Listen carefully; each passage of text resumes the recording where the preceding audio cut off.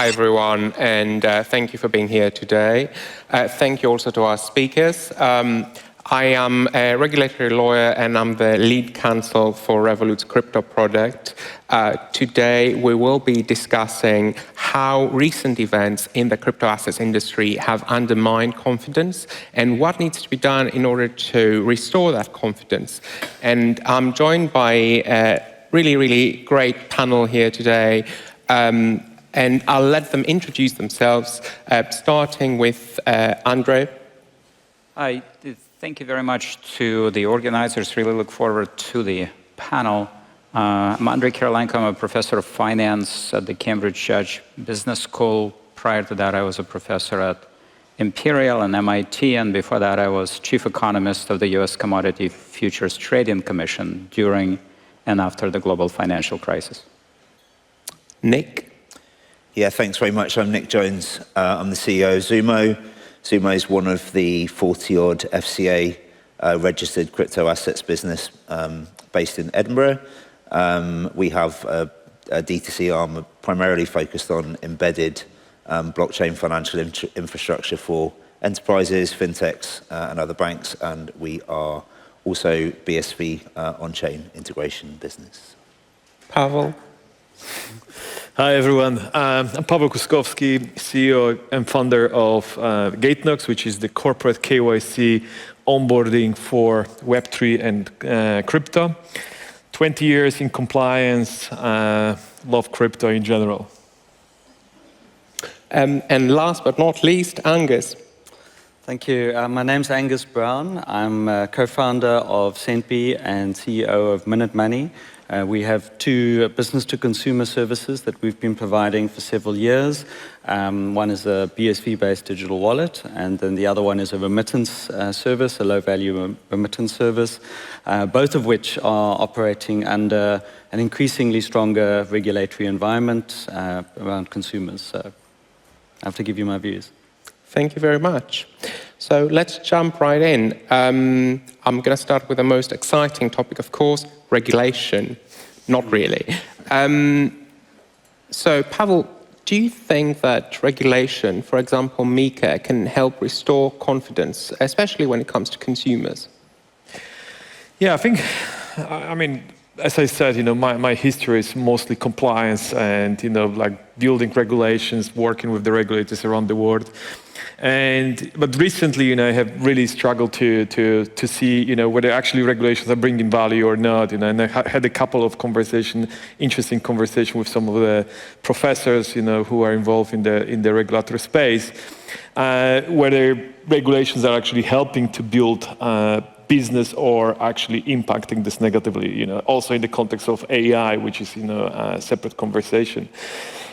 It seems to be that the stronger regulations, the better business, surprisingly, right? Which is coming, I think, to crypto world as a surprise, because most of the let's say businesses are trying to stay away or steer away from the regulations, and you can see this from I used to cooperate a lot with Binance, and Binance, in order to find where is the headquarter and where is actually regulated, is very tricky, right? So I think, MiCA is a very interesting piece of regulations.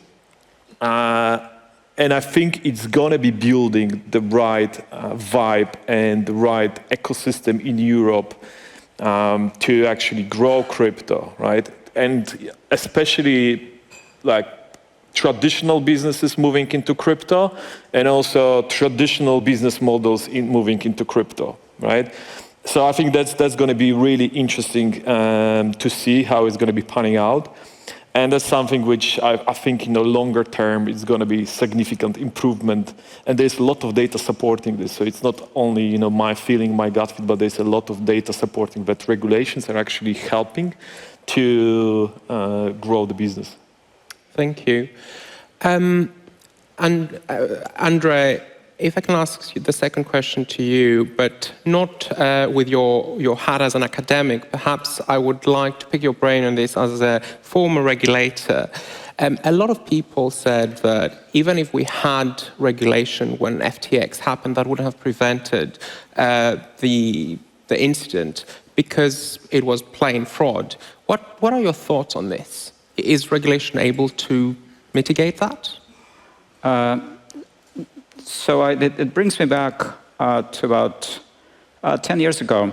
There was a similar case to FTX, not on such a large scale and didn't make the media as much, but around a company called MF Global, that stands for Man Financial Global. It was a pretty boring sort of broker-dealer, futures commission merchant sort of company, originally from the UK, then came to the US. They're trying to figure out what to do. And they hired this, former CEO of Goldman, former US senator, who just sort of, a large figure who wanted to go big. So go big or go home. And the way that they went big is that they basically dipped into customer funds. And they got caught dipping into customer funds, and the company went bankrupt. And they had to be, it had to be dealt with. Regulation, especially in the space of derivatives, certainly in the space of securities, basically kicks in and is needed around two things. One is, if you ever touch customers' money, you have to be regulated, because money departs from them to you. If it's anywhere, if it's in customer accounts, wallets, whatever you call it, if you ever touch it, you will be regulated, because the customers want you to be regulated, because it's their money and they left their wallets. Or if you give customers advice. Every time you give anybody any advice, you have to be regulated. These are common sense principles. They've been adopted around the world because this makes sense. This, again, with FTX, it just looks the same thing sideways. I mean, you can put whatever technology names on it, but taking customer funds and misappropriating them is wrong, has to be regulated, but it happens under regulatory regime because, anything goes wrong. Oh, what if we take a little bit of money here, reallocate it here? Nobody's going to notice. We're going to invest it. We're going to make it back. We're going to put them in. No. You never, ever do that, right? So, yes, it happens in the regulatory regime. Multiple times it happens. So even if the regulatory regime were in place, actors have an incentive to dip into customer funds. So therefore, you build, regulation around it. Certainly makes it more difficult, though, to dip into the customer assets, I imagine. Very much so. The more transparency you have, the more customers have transparency about what happens to their funds, the more difficult it is to dip in. So you don't need so much to regulate in the sense that a third party has to go in and review it. If customers themselves could see where their money is, they'll self-regulate. It's their money. They just wanted to make sure that it had not been touched by anybody else. Thank you. Angus, not your keys, not your crypto. It's a phrase that I'm pretty sure everybody in the audience has heard before. I think it's fair to say that after FTX, we've seen more and more consumers considering using unhosted wallets as a means of protecting their assets, because obviously it's their keys. Do you expect more and more people using unhosted wallets, and what are your thoughts on this? Sure, thank you for that. I go back to my personal background in banking, where for many years I was a senior executive at a bank, and my job was to protect billions of dollars and billions of pounds from being attacked, because that's what a bank does. It keeps your money safe. And so I'm quite used to the idea that people will be trying to take money from my systems. It's something you grow up with, it's something you understand, it's something you build systems and processes for. Moving to at Centby, where we provide an unhosted wallet solution to people, it's quite a different framework. You still approach the problem in the same way, is you still have to provide protection. You still have to run your systems properly. However, an unhosted wallet, obviously, the funds are actually sitting, the keys are sitting on the customers. So it's a safer environment for us to actually operate. Whether customers will move towards an unhosted wallet or not is an open question. I think there have been some flows. There's lots of recommendations out there to keep moving, keep your money on cold wallets and not on exchanges. However, that's still complicated. It's still not very easy for people to do this. It's sort of like an advanced user will do this. And it's not very relevant for people who've got small amounts of money. And I imagine even for institutions, it is quite complex, right? Yes. So for an institution, you have that problem. As an ordinary consumer, you've got a smallish amount of money. You're actually relying on the trust factor, the regulatory factor, the trust that it's actually there in place. And as an unhosted wallet, I know a lot of people started off using unhosted wallet solutions and that. A lot of developers, a lot of businesses started that way. On the understanding, well, unhosted wallet is unregulated. And it's still a commonly held idea that an unhosted wallet is unregulated. Where I just bring up the idea of travel rule. Travel rule's a word that the bankers are quite familiar with. It means information must travel with a transaction.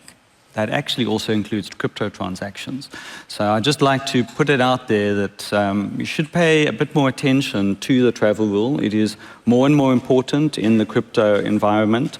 You should have a look at standards that are available around that. But it's part of a business operation that if you're sending money around, be aware that regulations actually do apply, even if you think you're in a part of the crypto industry that is exempt or outside of that. And of course, in the UK, it comes into effect ahead of the EU, so 1st September of this year, so definitely something to watch. Thank you. Nick, Zumo is a UK-based business. What are your thoughts on the UK equivalent regime that currently went through a public consultation from HM Treasury? Do you think that it strikes the right balance between consumer protection and fostering innovation?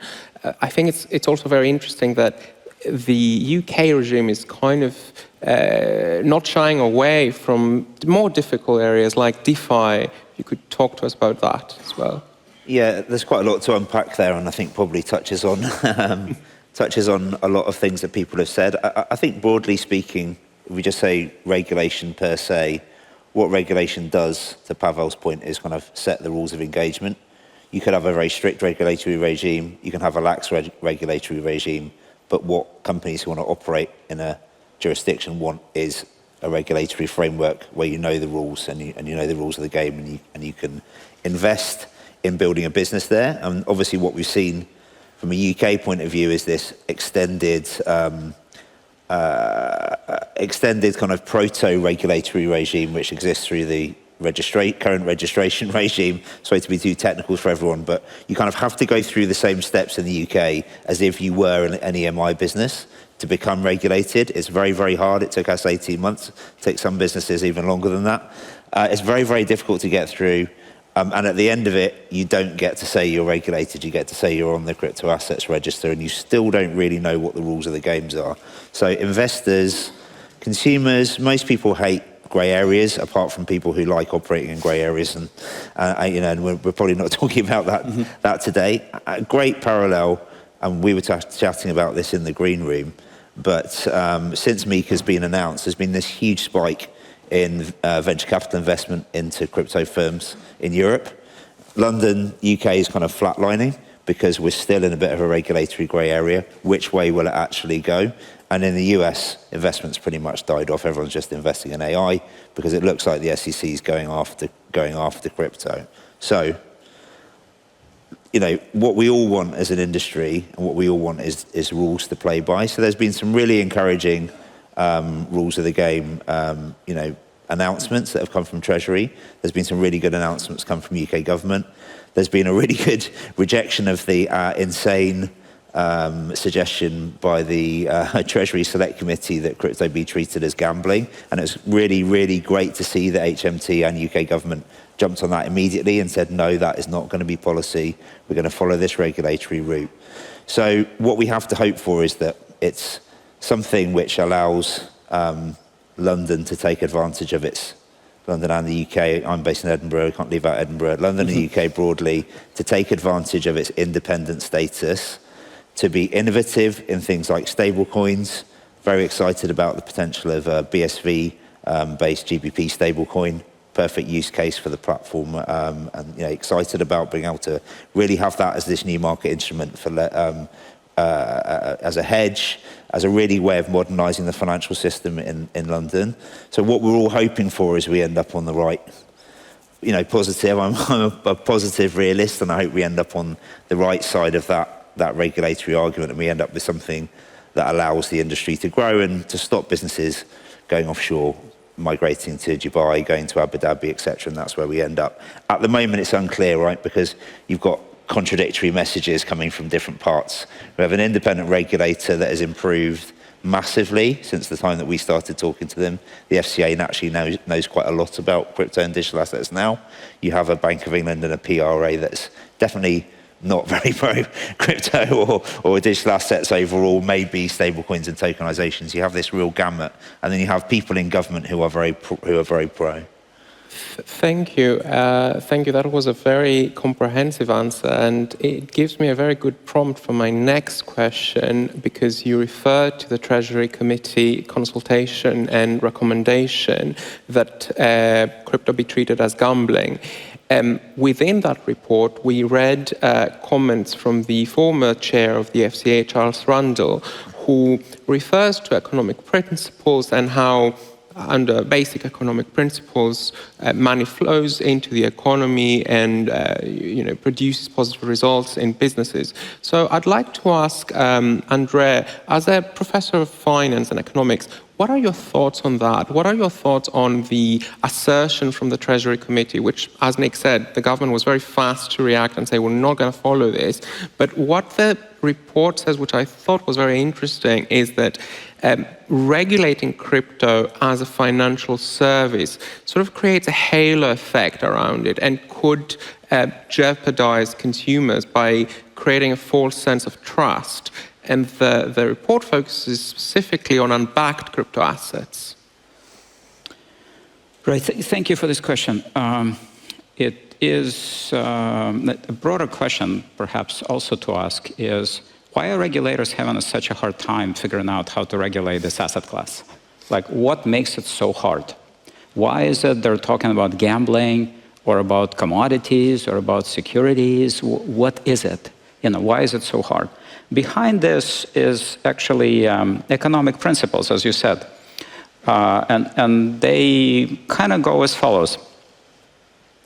There is one principle and one way that sort of economists and regulations, believe it or not, are based on economic principles. You can kid yourself that they're not, but if the economic principles are not upheld, regulations basically don't work, right? Because these are assets, these are instruments.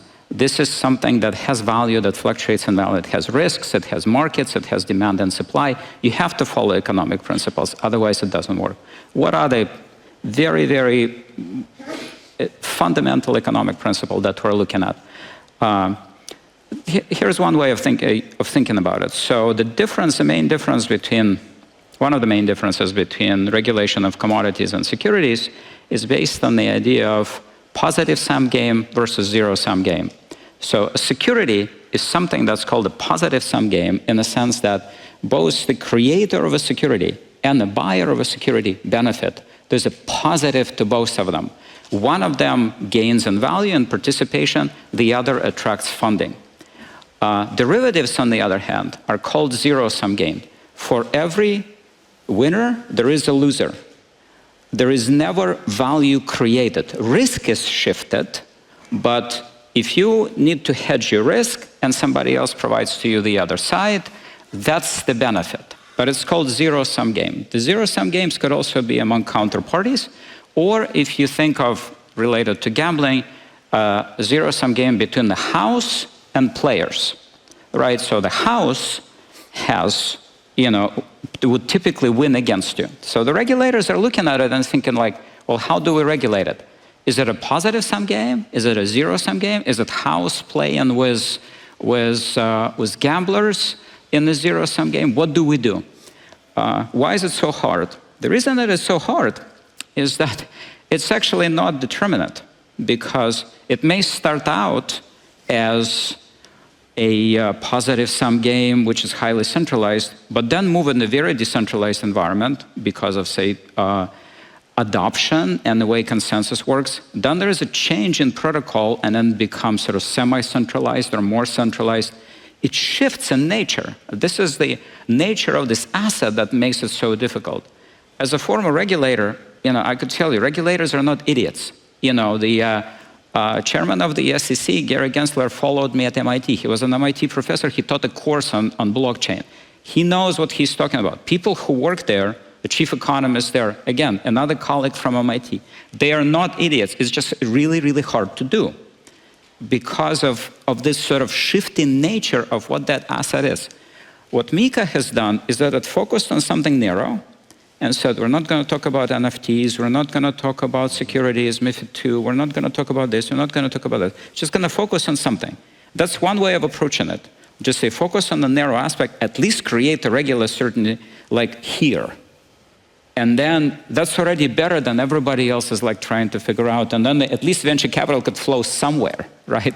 So that's unfortunately the nature of it. It's just hard to do, and there is a lot of experimentation, but some things are obviously wrong. This is not a gambling this is not a gambling asset class in which there's a house that, just sort of plays against you in blackjack, It's definitely a hard balancing exercise, and you mentioned venture capital. So I'd like to ask Pawel, as a serial entrepreneur who's already founded 2 businesses, well, obviously we've primarily focused here on retail customers, but going to institutional investors, professional clients, what needs to be done to create confidence for these people to put capital, inject capital into the crypto industry?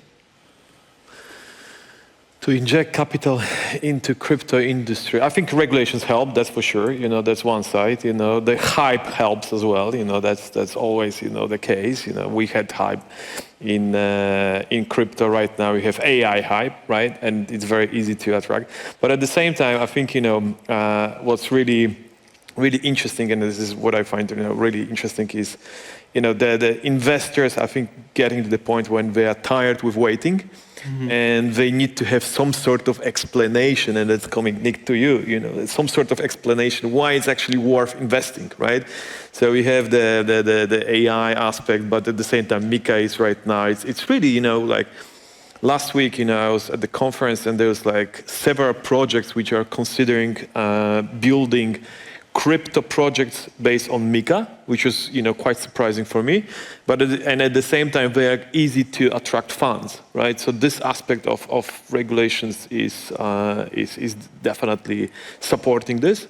I think if we would have this change, and Andrei, I completely, I think what you said is perfect. But at the same time, figuring this out soon. It needs to be done in the UK, right? And it actually needs to be done because there's a lot of money which is looking for the place to put. And there's, right now is drying up, and UK is very conservative in this approach. I think primarily, frankly, through the, traditional finance, traditional financial sector simply rejecting this. Maybe, in terms of being difficult to build or being difficult to find out the way they can profit out of this. But that's something which is, if this changes, if regulations would be here, I think the money would open. Nick, you have something to add there, and I think you touched upon this. Yeah, I just wanted to build on all of that, which I totally agree with. I just spent the last 2 days at the Paris FinTech Forums, which is a really interesting event, spread equally with about 200 bankers, people from the TradFi sector, about 200 fintech founders. They were the desperate-looking ones running around the room, and about 200 investors from very large private equity, venture firms, and people that go around that. And it feels like now that this hype cycle is over, and probably for the best that all of us, that some of the behaviors that were encouraged by that hype cycle tacitly, that made people take on so much investment that they started to cook the books because they realized that the unit economics to make an exchange like that work at the supposed results that were coming through didn't exist. So the books are being cooked. Managing the accounts on Google Sheets probably didn't help very much. Didn't help very much either, and it's certainly not very investment friendly. So when these hype cycles cool, and investors stop getting excited about people playing computer games when they're on calls with them and thinking about business fundamentals. They want businesses that can sell to businesses with strong balance sheets, traditional businesses with strong balance sheets, so enterprises, big financial institutions. And blockchain, as we all know, has incredible applications for enterprises, for big corporates, for big businesses. And there's a ton of evidence out there. Magic Wallet announced yesterday 60 million funding, all on the base. There's hundreds of Web3 wallets out there. They've won because they have, like, the top 200 retail brands in the US are using them for Web3 projects, okay? If you're looking at people succeeding in the space, and one of the reasons why we are starting to really succeed, having had a history in non-custodial direct-to-consumer piece, we've ended up with a institutionally focused blockchain as a service platform aimed at TradFi institutions, is because the reassurance purchase that gives investors will drive investment into the space. And I believe for consumers, taking it back to them, for most people in the street, we all love the idea. I love DeFi. We all love the idea of people using crypto wallets, etc. For most people, they would rather log on to their Revolut account and be able to get some exposure for crypto there, or they'd rather log on to their Barclays account and be able to buy crypto there, or they'd rather be able to log on to their shares.com account and buy some crypto there, or hold it, or buy a tokenized asset. No one... We offer everything, so we'd certainly hope that they do. No. So there's an interesting piece here, is that institutional adoption and regulation actually drive mass consumer adoption, because we're still talking about an industry that's like 5% of the global population hold crypto. So I believe it's all kind of one and the same thing. Gentlemen, thank you so much for your contributions. I don't know if we have time to take a quick question from the audience, if anyone has any questions. I see a gentleman down there. Hi, I'm Philip Schnell, so I'm not from London. My friend is hosting me here in his flat, and he gave me something, which is the keys to his flat. So, do I now own his flat? And why should the answer be different for digital assets? Very interesting question. Whoever wants to take it. You host wallets, so...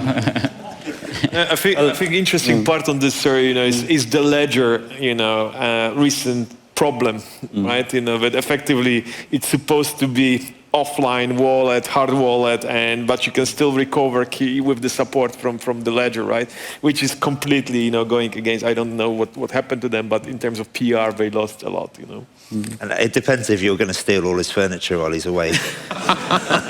Well, one answer is, if you really want to build an industry, building it on sort of friendship ties is difficult. If you're building up really an industry, you really need to be able to enter into economic relationships regardless of who is on the other side. And that's the issue. Letting your friends, sort of play with it, I think that's where we were in, 2009, 2010, when everybody knew everybody. Thank you so much, gentlemen. And Philip, you might want legal advice on that question. Thank you. Thank you.